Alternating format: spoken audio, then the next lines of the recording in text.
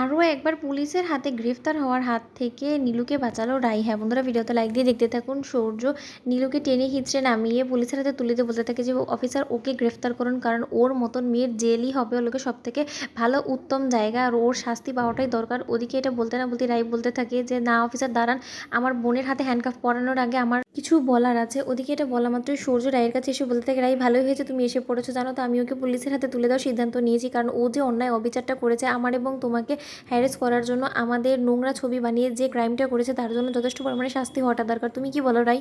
ওদিকে রাই বলতে থাকে যে আচ্ছা সূর্য, একই কথা যদি আমি তোমার সাথে বলি, কারণ তুমিও তো ওকে বিয়ে করে ওর সাথে যে পরিমাণে অন্যায় অবিচারটা করেছো সেটা কি ওর সত্যিই প্রাপ্য ছিল, কিন্তু তা সত্ত্বেও তো তুমি করেছো, কিন্তু তার বললে তো ও কোনো মতেই তোমার বিরুদ্ধে পুলিশের এই কাছে কমপ্লেন করেনি, তাহলে তুমি ওরকে নিয়ে এরকম খেললে কেন বলো তো?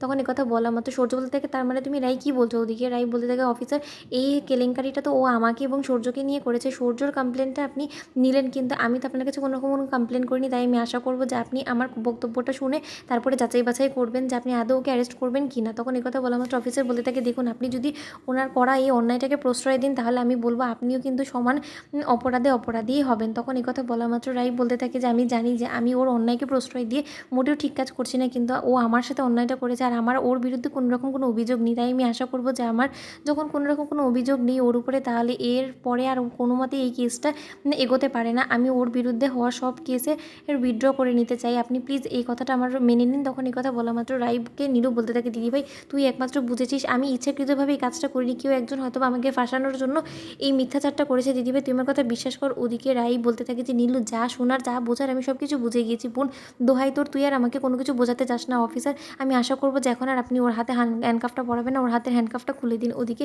নীলু বলতে থাকে দিদিভাই তুই বাঁচালিস, নয়তো বা সূর্য আমার উপর এতটাই দেখ না ক্ষুব্ধ হয়ে রয়েছে যে ও আমাকে পুলিশের হাতে তুলে দেওয়ার জন্য একবারও ভেবে দেখলো না। তখন কথা বলা মাত্র ডোরা বলতে থাকে যে তুমি এতটা নোংরা কুৎসিত মন মানসিকতা নিয়ে কী করে এখন বেঁচে আছো নীলু বলো তো? তখন কথা বলা মাত্র রাই বলতে থাকে যে দেখুন আর একটা বারও আমার বোনকে নিয়ে এরকম বাজে মন্তব্য করলে আমি কিন্তু আপনাদেরকে ছেড়ে কথা বলবো না। আমি মানছি যে আমার বোন অন্যায় করেছে, কিন্তু সেই অন্যায়টা তো আমার সাথে করেছে। তখন সূর্যের মা বলতে থাকে না শুধুমাত্র তোমাকে তো এই জঘন্য কেলেঙ্কারির মধ্যে জড়ায়নি, ও আমার ছেলের চরিত্র নিয়েও ছেলেখেলা করেছে, আর এত বড় ওর আসপর্দা হয় কী করে? এর জন্য আর যাই হোক না কেন সূর্য তুই কোনো মতেই নীলুর উপরে করায় কেসটা উইথড্র করে নিবি না, আমি তোকে বলে দিচ্ছি। ওদিকে রাই বলতে থাকে যে একতরফা তো কোনো কিছু হয় না আন্টি, শুধুমাত্র আপনার ছেলের মনে হলো যে ও নীলু এই অপরাধে প্রশ্রয় দিবেন না তাই বলে ওর শাস্তি হয়ে যাবে, সেটা তো হতে পারে না। তখন এই কথা বলা মাত্র পুলিশ অফিসার বলতে থাকে দেখুন এটা আপনার পারিবারিক বিষয়, তাই আমি এর মধ্যে কোনো কথা বলতে চাই না, কিন্তু একটা কথা বলে দিচ্ছি আজকে ওনার এই অন্যায়টাকে আপনি প্রশ্রয় দিয়ে মোটেও ভালো করলেন না, এটা আপনার ভবিষ্যৎ জীবনে অনেক বড় একটা আঘাত আনতে পারে, আমি অন্তত এতটুকু আশঙ্কা করতে পারি। তো বন্ধুরা ভিডিওটি ভালো লেগে থাকলে লাইক এবং সাবস্ক্রাইব